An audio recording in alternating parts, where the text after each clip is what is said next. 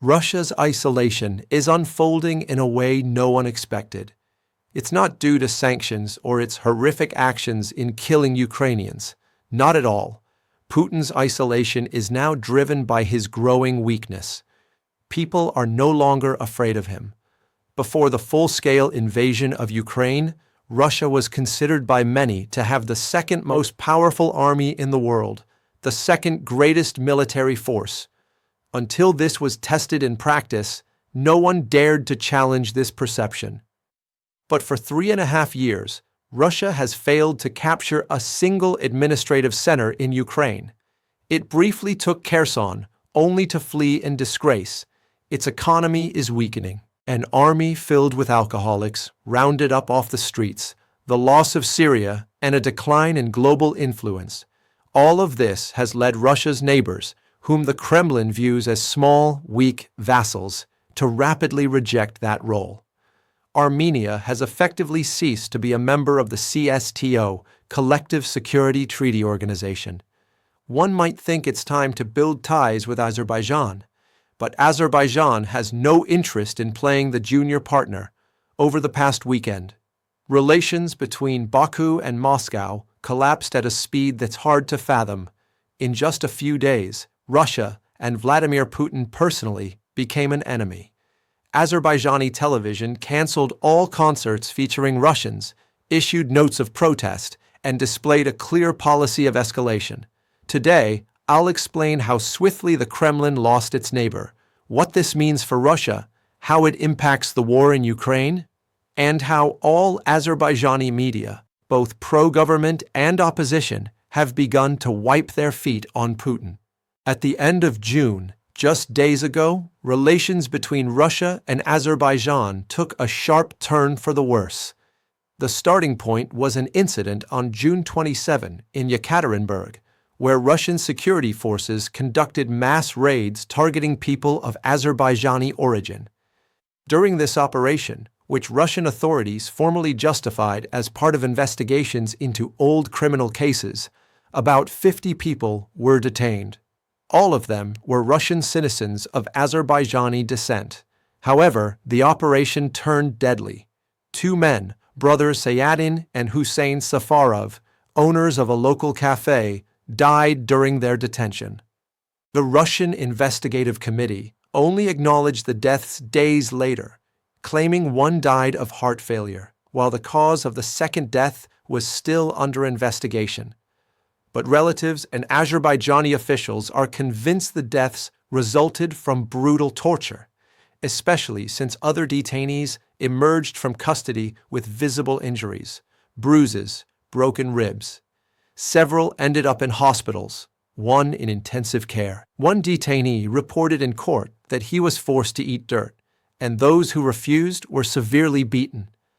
The Safarov family stated that their elderly father, who has a heart condition, was repeatedly tasered by police.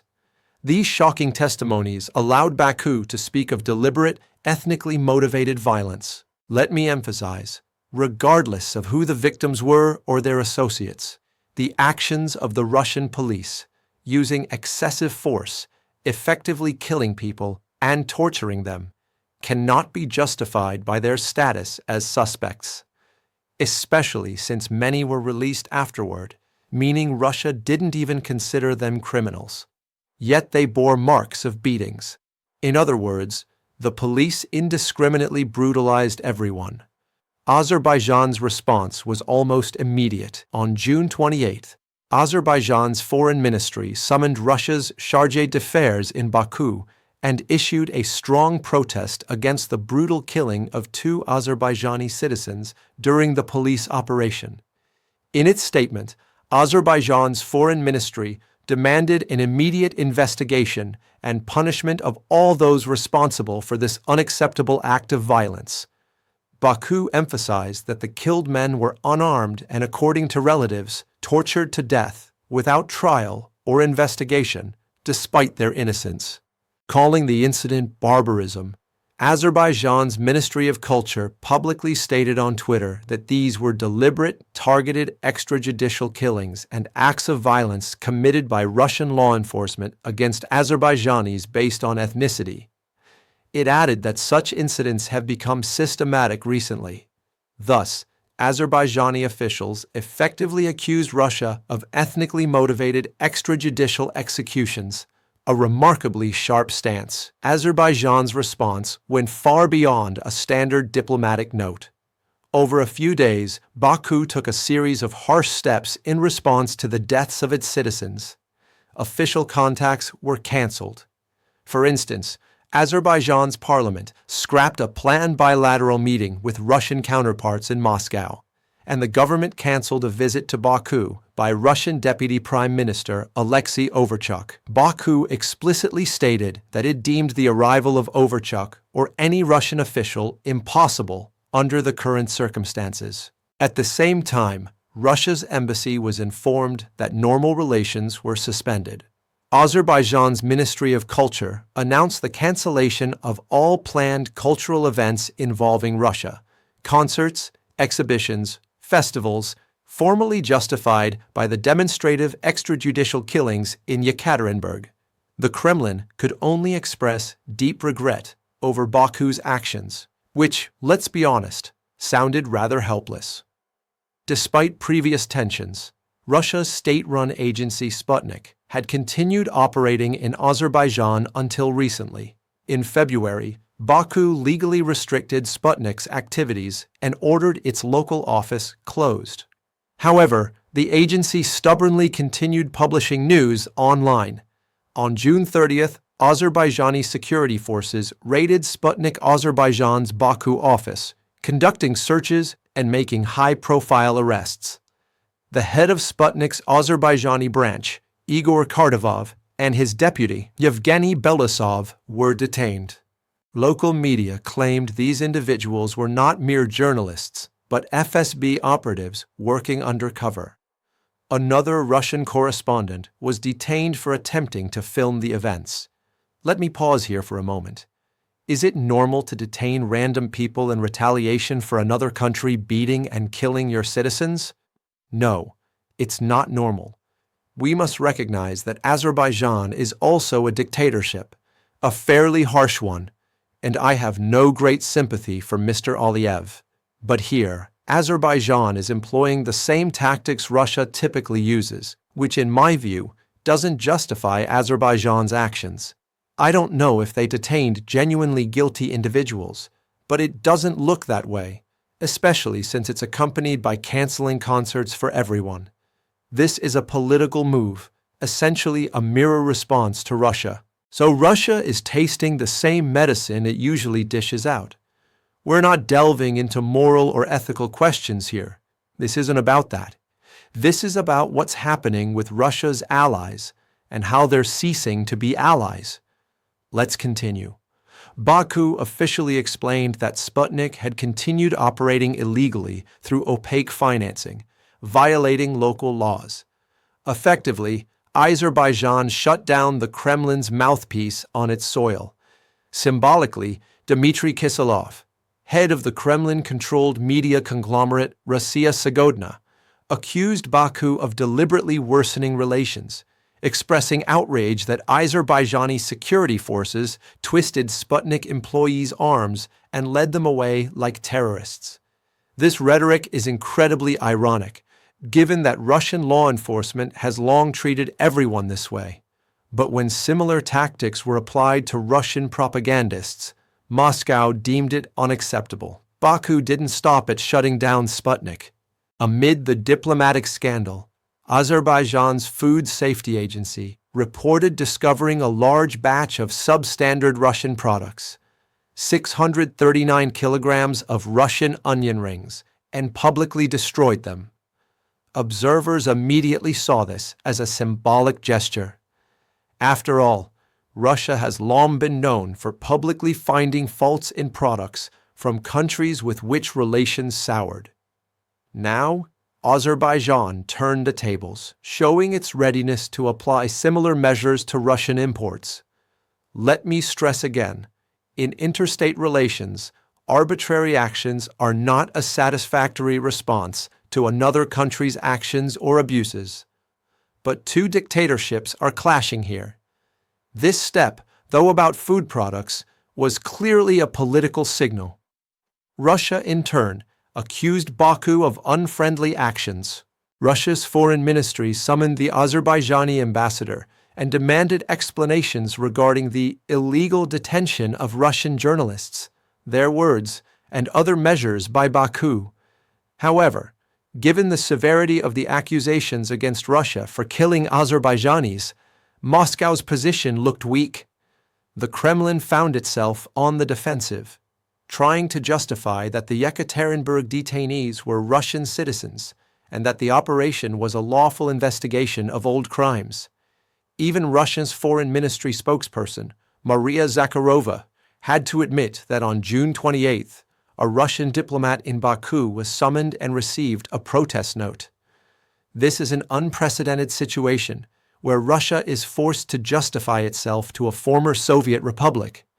This morning, Azerbaijan's Prosecutor General's office opened a criminal case over the deliberate killing of 2 Azerbaijani citizens by Russian law enforcement. Who will investigate this and how remains a big question, but it's undoubtedly another step toward escalation.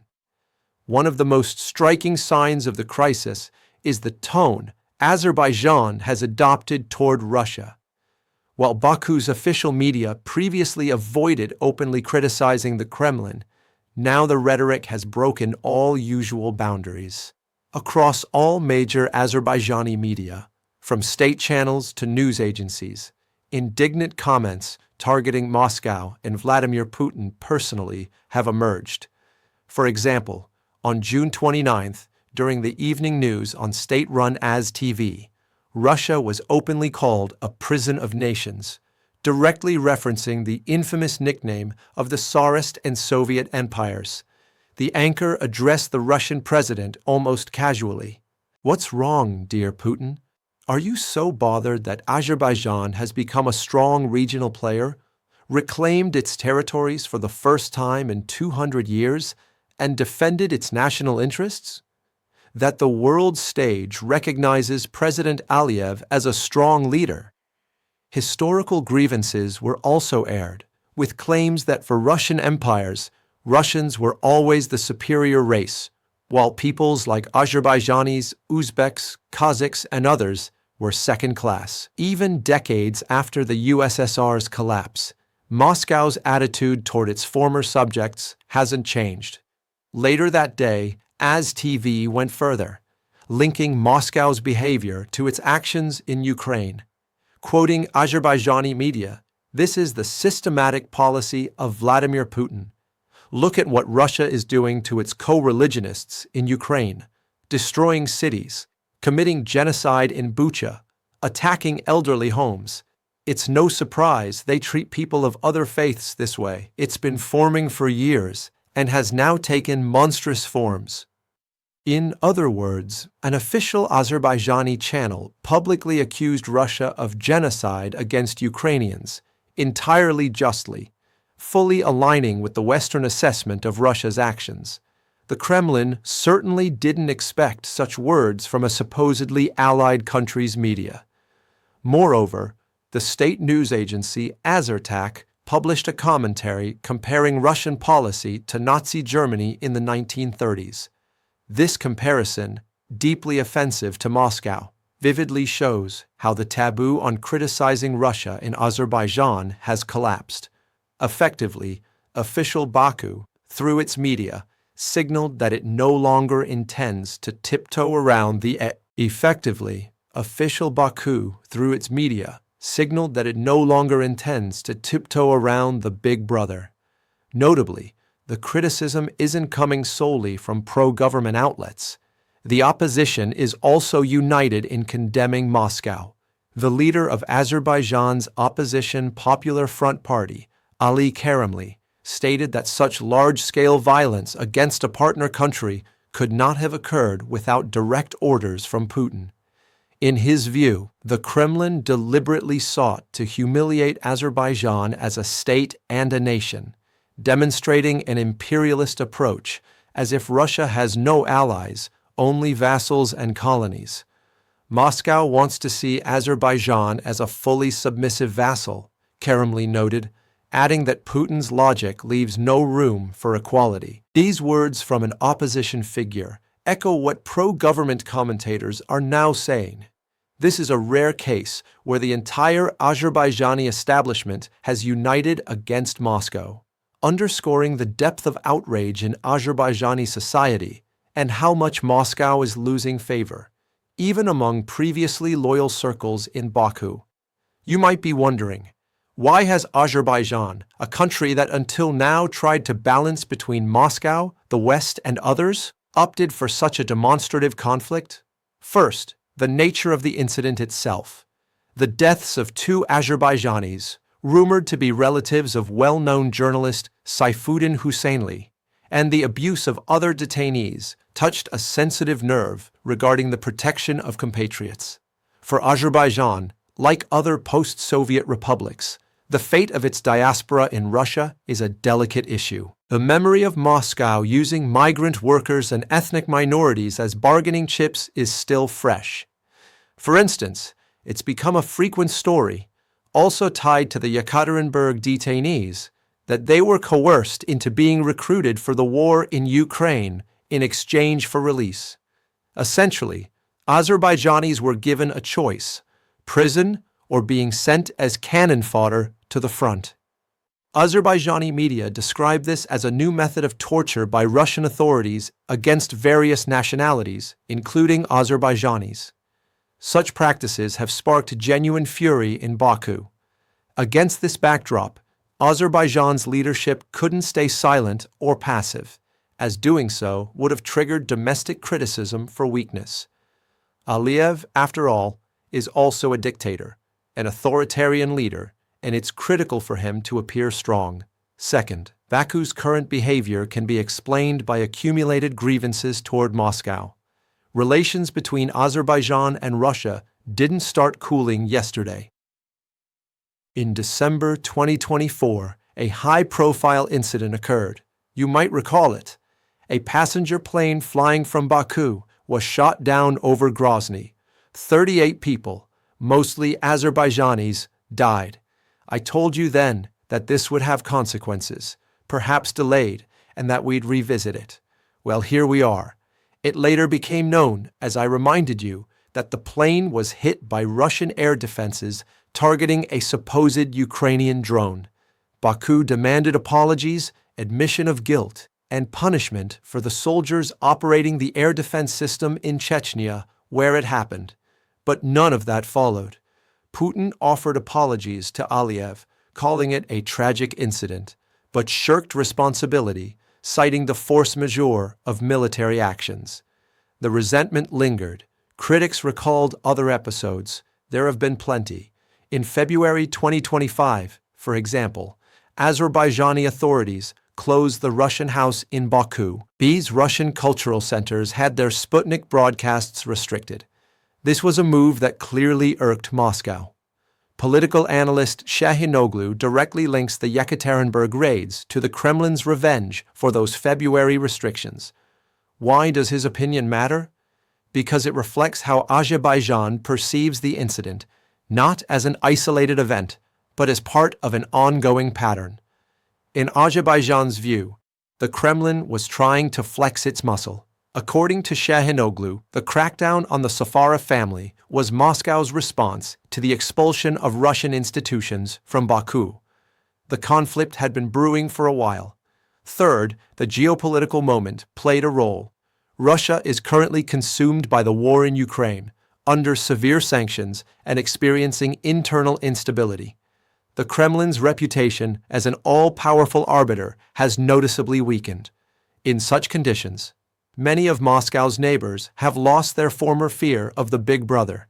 Baku, too, feels more confident. Now, Azerbaijan is increasingly setting the tone in the region. It's no coincidence that in May 2025, as you may recall, President Ilham Aliyev ignored an invitation to the Victory Day parade in Moscow, opting instead to build ties with other partners. At the same time, Azerbaijan demonstratively grew closer to Ukraine. High-ranking Ukrainian officials visited Baku, and Azerbaijan has shown signs of support for Kyiv. For the Kremlin, which considered Baku, if not an ally, then at least a neutral neighbor. These moves were a warning bell. Moscow likely decided to show its strength, hence the brutality of the Ekaterinburg raids. However, the effect was the exact opposite. Instead of intimidating Baku, the Kremlin pushed it further away. We also can't ignore the broader trend of post-Soviet states drifting out of Moscow's orbit. Azerbaijan is merely following a path others have set. In recent years, Russia has managed to fall out with nearly all its close partners. Armenia, long considered Moscow's most loyal ally, is now openly turning toward the West. Yerevan is hosting European observers and conducting exercises with the U.S., while trust in Russia among ordinary Armenians has plummeted from 93% to just 31% in a few years. Georgia has been hostile to Moscow since 2008, and Georgian society is overwhelmingly anti-Russian. Now, Azerbaijan, which seemed like the Kremlin's last friend in the South Caucasus amid cooling relations with Yerevan, is rapidly pulling away. It's telling that Baku tried to navigate carefully until recently, avoiding sanctions against Russia and even helping it bypass Western sanctions by supplying scarce goods. Moscow saw Azerbaijan as a quiet economic lifeline, a conduit for imports. But now, even this channel is at risk. If the political conflict deepens, Baku may reconsider these gray trade schemes with Russia. In other words, the Kremlin risks losing yet another key partner that helped it survive under sanctions. The scandal surrounding the deaths of Azerbaijanis and Baku's harsh response has far-reaching consequences beyond bilateral relations. First and foremost, the reputational damage to Russia is immense. Let's start with Russia's rhetoric, or rather, its reputation. In case you forgot, because you're reasonable people, Russia positions itself as a fighter against Nazism. You remember, right? Russia is waging war in Ukraine, claiming to fight Nazism. I know how absurd that sounds, but that's the reputation it tried to build. Azerbaijan's open accusations of nationalist-motivated violence, even murders, effectively place Russia alongside the most notorious regimes. In the information space, comparisons of Russia to a prison of nations and Nazi Germany are gaining traction, not from Western propagandists, but from official structures of a state that was recently considered friendly to Moscow. This blow to Russia's image is hard to overstate. For many neutral countries, this is a signal. Even Russia's closest neighbors now see it as a threat, not a pillar of support. Second, these events impact the status of Russia's diaspora and migrants within Russia itself. Previously, people from Azerbaijan, Central Asia, and the Caucasus could expect relatively tolerable treatment. Now, it's clear no one is safe from police brutality. Baku is openly stating that living and working in Russia is becoming dangerous for non-Russians, and that Russian police, with the authorities' complicity, are torturing and killing innocent foreigners. This is an extremely painful message for a country that claims to protect Russian-speaking populations abroad.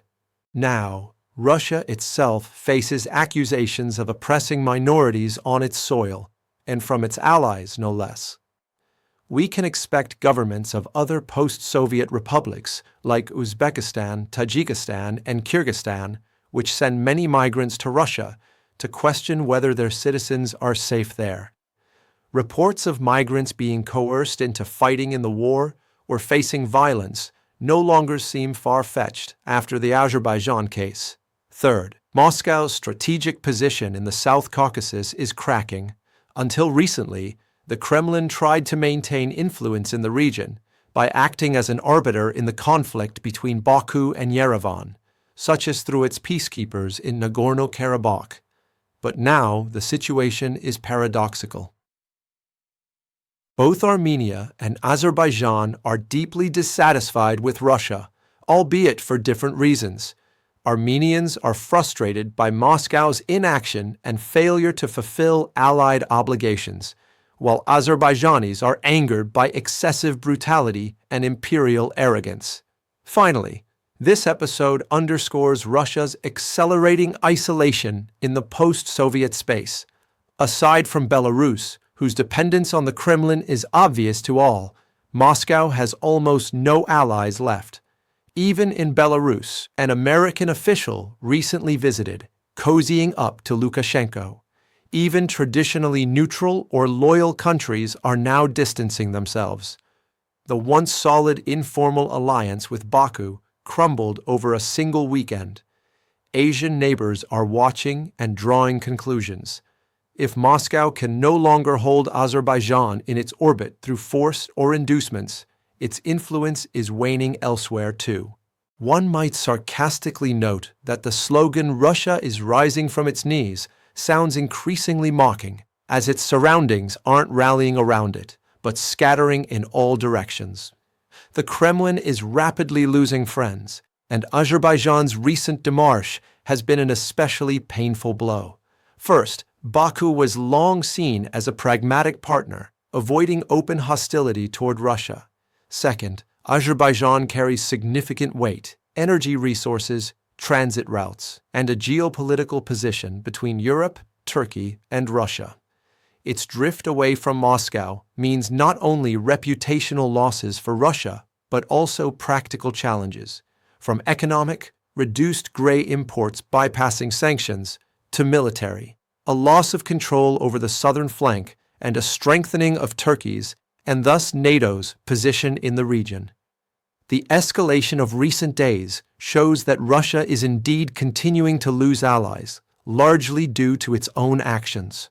The attempt to maintain influence through force and fear has backfired, with even previously loyal countries now openly challenging Moscow. Azerbaijan's sharp response, from harsh statements to symbolic actions, is a warning bell for the Kremlin. A new reality is emerging in the post-Soviet space, where even pragmatic autocrats like Aliyev no longer tolerate the role of junior partner. Russia is now forced to either radically rethink its approach to relations or risk being left in proud solitude, surrounded only by formal allies without trust or even outright enemies. As one Azerbaijani commentator aptly put it, Moscow is used to seeing those around it as vassals, but times are changing, and the Kremlin's imperial habits are now striking back at it with full force. In an environment where even former allies are slapping Russia in the face, we can only conclude that Moscow's international isolation is reaching a new level, and recovering lost ground will be extraordinarily difficult. Tough times lie ahead, and this conflict with Baku will be a serious lesson for Russian diplomacy, one they may understand too late, if at all. What does this mean for us in practical terms? Let's step out of these bilateral relations and return to the war with Ukraine. Undoubtedly, Baku may now support Ukraine more and Russia less. Moreover, if Russia swallows this, and it will, no matter how many Z-patriots call for sending troops to Baku, Russia will swallow it because it lacks the strength to be distracted. All of this shows that Russia and Putin personally are rapidly weakening. This is quite significant because there's Ukraine and Russia locked in a state of war, with Russia having attacked Ukrainian territory. There are countries that support Ukraine. There are countries that support Russia, either slightly or strongly. But there are many countries that can't decide. What will influence their decision? What will push them to join in supporting Ukraine or to stop supporting Russia, even indirectly? It's precisely the assessment of whether Russia can win. If Russia repeatedly shows weakness, if it's feared less, if it's respected less, then there's no point in backing it. After all, as the Iran case shows, Russia won't back you. So, I think many underestimate what's happening, including on the international stage. That's why I chose to cover this situation with Azerbaijan, even though it doesn't directly relate to the war with Ukraine. Though, in my view, it does, and I've tried to show how. This has been Michael Carter on the Ukraine Update YouTube channel. Until next time, all the best. Goodbye.